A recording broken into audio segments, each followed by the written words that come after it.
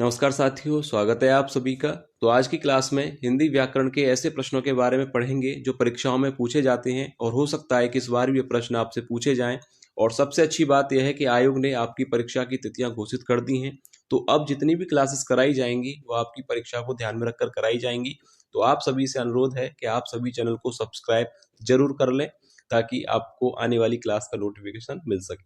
तो चलिए वीडियो शुरू करते हैं और देखते हैं आज का पहला प्रश्न। तो देखिए, पहला प्रश्न है, हिंदी किस भाषा परिवार की भाषा है? ऑप्शन ए बहुरूपीय, बी द्रविड़, सी ऑस्ट्रिक या ऑप्शन डी चीनी तिब्बती। तो देखिए राइट आंसर क्या होगा, हिंदी किस भाषा परिवार की भाषा है और ये प्रश्न पूछा जाता है। तो राइट आंसर होगा ऑप्शन ए बहुरूपीय परिवार की। ठीक है, याद रखिएगा, हिंदी बहुरूपीय परिवार की भाषा है। अगला प्रश्न है, हिंदी भाषा किस लिपि में लिखी जाती है? Option A Gurmukhi, B Brahmi, C Devanagari या ऑप्शन डी सौराष्ट्री। तो देखिए राइट आंसर क्या होगा, हिंदी भाषा किस लिपि में लिखी जाती है? तो ऑप्शन सी राइट होगा, देवनागरी लिपि। याद रखिएगा, यह प्रश्न पूछा जाता है। सभी प्रश्न काफी महत्वपूर्ण है, परीक्षा में पूछे जाने वाले प्रश्न है, तो आप सभी वीडियो के अंत तक बने रहिएगा। तो देखिए, हिंदी भाषा किस लिपि में लिखी जाती है? तो राइट आंसर होगा देवनागरी। अगला प्रश्न है, वर्तमान हिंदी का प्रचलित रूप है? Option A Awadhi, B Brajbhasha, C Khari Boli या ऑप्शन डी देवनागरी। तो राइट आंसर क्या होगा कि वर्तमान हिंदी का प्रचलित रूप क्या है? तो ऑप्शन सी याद रखिएगा, खड़ी बोली। ऑप्शन सी राइट आंसर हो जाएगा। अगला प्रश्न है, भारतवर्ष में हिंदी को आप किस वर्ग में रखेंगे? ऑप्शन ए राजभाषा, बी राष्ट्रभाषा, सी विभाषा या ऑप्शन डी तकनीकी भाषा। तो देखिए, भारतवर्ष में हिंदी को आप किस वर्ग में रखेंगे? तो ऑप्शन ए राइट होगा, राजभाषा के अंतर्गत। ठीक है, ऑप्शन ए राइट होगा, क्योंकि आपने पढ़ा होगा आर्टिकल 343 क्या कहता है, क्या कहता है कि हिंदी जो है राजभाषा है। तो ऑप्शन ए होगा कि भारतवर्ष में हिंदी को आप राजभाषा के अंतर्गत रखेंगे। अगला प्रश्न है, भारतीय संविधान में किन अनुच्छेदों में राजभाषा संबंधी प्रावधानों का उल्लेख है? तो देखिए ऑप्शंस दिए गए हैं, तो राइट आंसर क्या होगा, आपसे पूछा गया है कि किस आर्टिकल में राजभाषा संबंधी प्रावधानों का उल्लेख है। और यह प्रश्न परीक्षा के लिए इंपोर्टेंट प्रश्न है। वैसे तो सभी प्रश्न काफी महत्वपूर्ण हैं। तो देखिए, यह प्रश्न पूछा गया है कि राजभाषा संबंधी प्रावधानों का उल्लेख किस अनुच्छेद में है? तो याद रखिएगा, option A he right answer हो जाएगा। 343 से 351 तक के अनुच्छेद राजभाषा संबंधी प्रावधानों का उल्लेख है। ठीक है, याद रखिएगा, ऑप्शन ए राइट आंसर होगा। अगला प्रश्न है, भाषा की सबसे छोटी इकाई क्या है? ऑप्शन ए शब्द, बी व्यंजन, सी स्वर या ऑप्शन डी वर्ण। तो देखिए, भाषा की सबसे छोटी इकाई क्या है? तो राइट आंसर होगा ऑप्शन डी वर्ण। याद रखिएगा, और ये भी प्रश्न परीक्षा के लिए इंपोर्टेंट प्रश्न है कि भाषा की सबसे छोटी इकाई को क्या कहा जाता है? तो राइट आंसर होगा वर्ण। अगला प्रश्न है, वर्णमाला कहते हैं?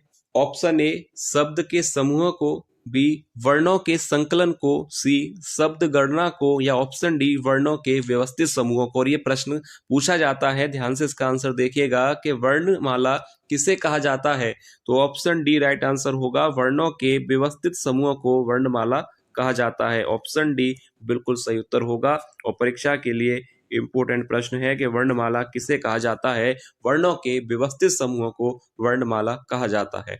अगला प्रश्न है, वृक्ष पर पक्षी बैठे हैं, इस वाक्य में पर कौन सा कारक है? ऑप्शन ए संप्रदान, बी अपादान, सी कर्म या ऑप्शन डी अधिकरण। तो देखिए, वृक्ष पर पक्षी बैठे हैं, तो इस वाक्य में पर विभक्ति है। तो राइट आंसर हो जाएगा ऑप्शन डी अधिकरण कारक। ठीक है, याद रखिएगा, वृक्ष पर पक्षी बैठे हैं, इस वाक्य में पर कौन सा कारक होगा? अधिकरण कारक। अगला प्रश्न है, निम्न में से कंठ्य ध्वनियां कौन सी हैं? ऑप्शन ए क कौमा ख, बी य कौमा र, सी च कौमा ज या ऑप्शन डी ट कौमा ड़। तो देखिए, कंठ्य ध्वनि आपसे पूछा गया है, तो जिन वर्णों का उच्चारण कंठ से होता है कंठ्य वर्ण कंठ्य ध्वनियां कहलाते हैं। और क वर्ग का प्रत्येक वर्ण, आपको पता होगा कि क वर्ग का प्रत्येक वर्ण कंठ्य वर्ण कहलाता है। तो ऑप्शन ए यहाँ पर राइट आंसर हो जाएगा, क कौमा ख जो वर्ण है वह कंठ्य वर्ण है। इसके अतिरिक्त ग, घ और ड ये भी कंठ्य वर्ण कहलाते हैं, क्योंकि इनका उच्चारण कंठ से होता है। याद रखिएगा, और ये आते हैं क वर्ग के अंतर्गत। ठीक है, क वर्ग का प्रत्येक वर्ण कंठ्य वर्ण कहलाता है।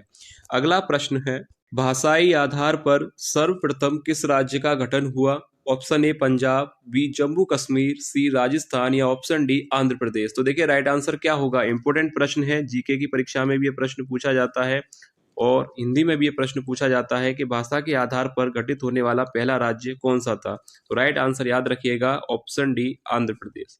ऑप्शन डी राइट आंसर हो जाएगा, आंध्र प्रदेश भाषा के आधार पर गठित होने वाला पहला राज्य था।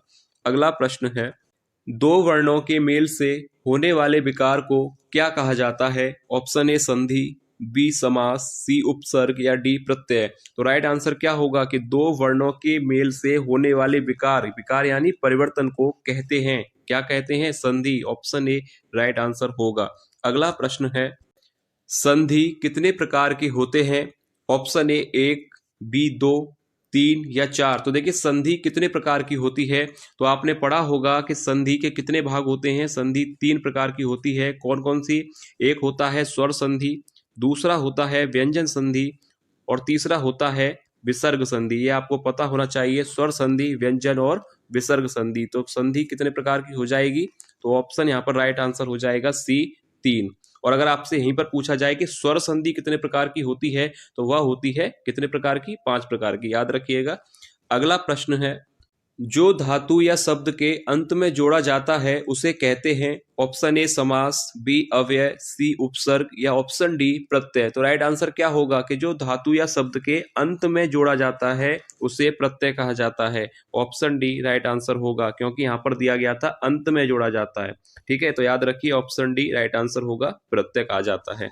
अगला प्रश्न है, दो अथवा दो से अधिक शब्दों से मिलकर बने हुए नए सार्थक शब्द को क्या कहते हैं। ऑप्शन ए संधि, बी समास, सी अव्यय या डी छंद। तो देखिए दो अथवा दो से अधिक शब्दों से मिलकर बने हुए नए सार्थक शब्द को समास कहा जाता है। ऑप्शन बी राइट आंसर है और सरल प्रश्न है, ये तो आपको पता होगा। दो अथवा दो से अधिक शब्दों से मिलकर बने हुए नए सार्थक शब्द को समास कहते हैं। अगला प्रश्न है, समास का शाब्दिक अर्थ होता है। ऑप्शन ए संक्षेप, बी विस्तार, सी विग्रह या ऑप्शन डी विक्षेप। तो देखिए इंपॉर्टेंट प्रश्न है परीक्षा के लिए और पूछा जाता है कि समास का शाब्दिक अर्थ क्या होता है। तो राइट आंसर आपको याद रखना है ऑप्शन ए संक्षेप। ठीक है, ऑप्शन ए यहाँ पर राइट आंसर हो जाएगा। अगला प्रश्न है, प्रख्यात में प्रयुक्त उपसर्ग है। ऑप्शन ए प्र, बी त, सी प्रक या ऑप्शन डी आ। तो देखिए प्रख्यात में प्रयुक्त उपसर्ग क्या है। तो देखिए सबसे पहले अगर प्रख्यात का संधि विच्छेद किया जाए तो क्या होगा, प्र प्लस ख्यात, यही होगा। तो यहाँ पर देखिए साफ साफ आप देख सकते हैं उपसर्ग क्या होगा, प्र। तो ऑप्शन ए राइट आंसर हो जाएगा।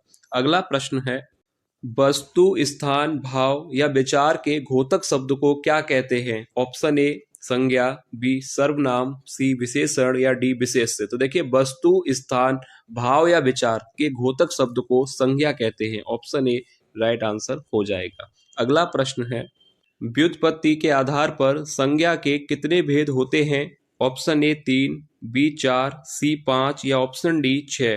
तो देखिए राइट आंसर क्या होगा कि संज्ञा के कितने भेद होते हैं। तो राइट आंसर हो जाएगा ऑप्शन सी 5। और कौन कौन से होते हैं आपको पता होगा, व्यक्तिवाचक, भाववाचक, जातिवाचक, समूहवाचक और द्रव्यवाचक, याद रखिएगा। तो ऑप्शन सी राइट आंसर हो जाएगा। अगला प्रश्न है, गमन शब्द को विपरीतार्थक बनाने के लिए आप किस उपसर्ग का प्रयोग करेंगे। तो देखिए गमन का विलोम शब्द आपको बनाना है, तो उसके लिए आप किस उपसर्ग का प्रयोग करेंगे। ऑप्शन ए उप, बी आ, सी प्रति या ऑप्शन डी अनु। तो देखिए गमन का विलोम शब्द क्या होगा, गमन का विलोम होता है आगमन। तो यहाँ पर हम उपसर्ग का प्रयोग करेंगे ऑप्शन बी आ का, याद रखिएगा। गमन का विलोम शब्द हमें बनाना था तो उपसर्ग हो जाएगा आ।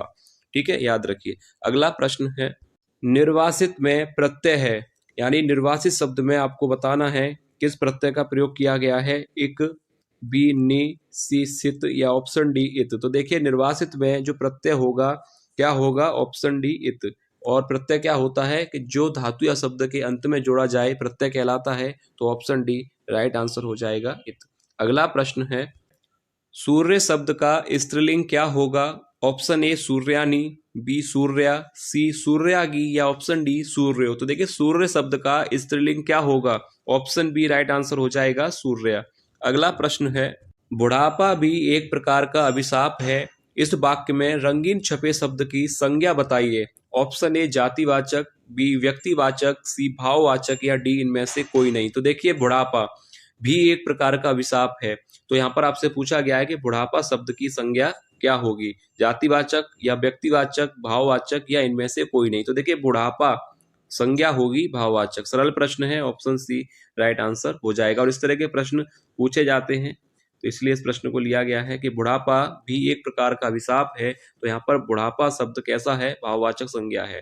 अगला प्रश्न है, जंगल में लगने वाली आग को क्या कहा जाता है। ऑप्शन ए जठरानल, बी दावानल, सी बड़वानल या ऑप्शन डी कामानल। तो देखिए ये एक शब्द में प्रश्न पूछा जाता है, ये इंपॉर्टेंट प्रश्न है और ये पूछा जाएगा कि जंगल में लगने वाली आग के लिए एक शब्द क्या होता है। तो आपको याद रखना है ऑप्शन बी दावानल। ठीक है, याद रखिएगा, जंगल में लगने वाली आग के लिए एक शब्द आपसे पूछा जाएगा तो ऑप्शन बी दावानल राइट आंसर हो जाएगा और इंपॉर्टेंट प्रश्न की श्रेणी में आता है। अगला प्रश्न है, वह स्त्री जिसकी कोई संतान ना हो के लिए एक शब्द क्या होगा। ऑप्शन ए उल्टा कहा जाएगा या ऑप्शन बी बांझ या सी अप्रसूता या ऑप्शन डी विधवा। तो देखिए वह स्त्री जिसकी कोई संतान ना हो के लिए एक शब्द क्या होगा, क्या कहा जाएगा। ऑप्शन बी राइट आंसर हो जाएगा बांझ।